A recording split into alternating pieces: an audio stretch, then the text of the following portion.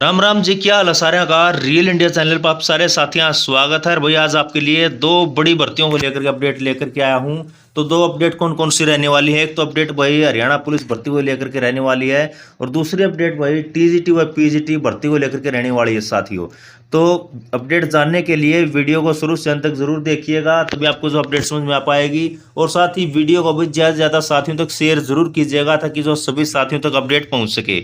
और साथ ही जो साथी चैनल पर नया आता है तो भाई चैनल को सब्सक्राइब जरूर कर लेना, ताकि जो भी सरकारी नौकरी भर्तियों से जुड़ी अपडेट आती है वो आप तक जो है जल्द जल्द पहुंच सके। तो चलिए साथियों शुरू कर लेते हैं। तो सबसे पहले बात कर लेते हैं भाई कांस्टेबल को लेकर के, तो जो कि आज के न्यूज़पेपर में आई है। आप ये देख सकते हैं कि पंजाब, हरियाणा और चंडीगढ़ के लिए हाई कोर्ट ने स्थिति स्पष्ट की। कांस्टेबल की नियुक्ति के फैसले को लागू करने में चुनाव आचार संहिता बाधा नहीं, हाई कोर्ट।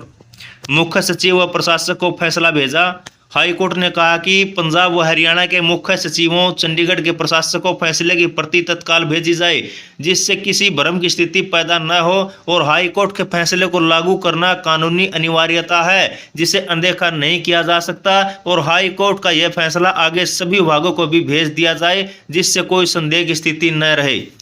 तो चुनाव आचार संहिता हाई कोर्ट के किसी फैसले को लागू करने में बाधा नहीं हो सकती है। फैसले को लागू न करने का यह एक बहाना है, जिसे स्वीकार नहीं किया जा सकता। तो हाई कोर्ट की यह टिप्पणी हरियाणा में कांस्टेबल की नियुक्ति को लेकर हाई कोर्ट का फैसला लागू नहीं करने पर आई है। तो इस संबंध में कोर्ट की अवमानना की याचिका दायर की गई। तो हरियाणा के डीजीपी की तरफ से जो है कहा गया कि चुनाव आचार संहिता के चलते फैसले को लागू नहीं किया गया है। और हाईकोर्ट ने कहा कि यह फैसला न मानने का महज एक बहाना है। आचार संहिता फैसले को लागू करने में अड़चन नहीं है। जस्टिस राजवीर सिंह शेरावत ने कोर्ट की अवमानना संबंधी याचिका पर सुनवाई करते हुए कहा कि अक्सर राज्य सरकारें बहाना देती हैं कि चुनाव आचार संहिता के चलते फैसले को लागू नहीं किया जा सकता। तो यह फैसले को लंबित रखने का बहाना है। और हाई कोर्ट ने इस संबंध में स्पष्ट करते हुए कहा कि जब तक कि कोर्ट किसी मामले में खास तौर पर रोक कोई आदेश जारी न करे, तब तक किसी भी फैसले को लागू करना ही होगा। यदि यह कहा जाता है कि चुनाव आचार संहिता के चलते फैसले को लागू नहीं किया गया, तो इसे फैसला न मानने का बहाना समझा जाएगा।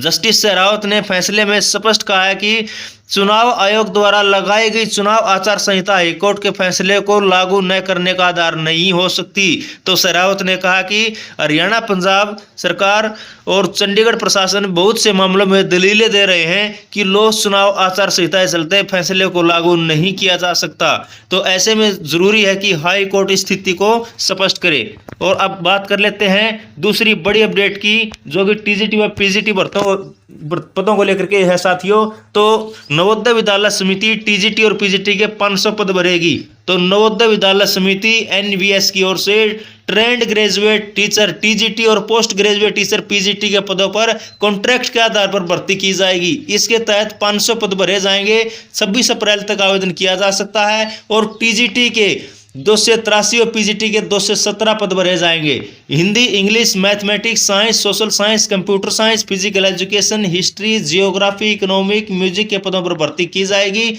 और आवेदन करने के लिए गूगल फॉर्म जारी किए गए हैं। तो आवेदन के बाद फिजिकल मोड से इंटरव्यू 16 मई को आयोजित किया जाएगा। और इंटरव्यू के लिए सेल्फ टेस्टेड डॉक्यूमेंट, सभी डॉक्यूमेंट की कॉपी और ओरिजिनल डॉक्यूमेंट, आईडी प्रूफ साथ लाना होगा। तो शॉर्ट लिस्ट होने वाले उम्मीदवारों को इंटरव्यू के लिए बुलाया जाएगा। और अधिकतम उम्र सीमा 50 साल निर्धारित की गई है। हालांकि एनवीएस के पूर्व टीचर के लिए 65 साल की उम्र सीमा तय की गई है। और उम्र सीमा 1 जुलाई तक ही मान्य होगी।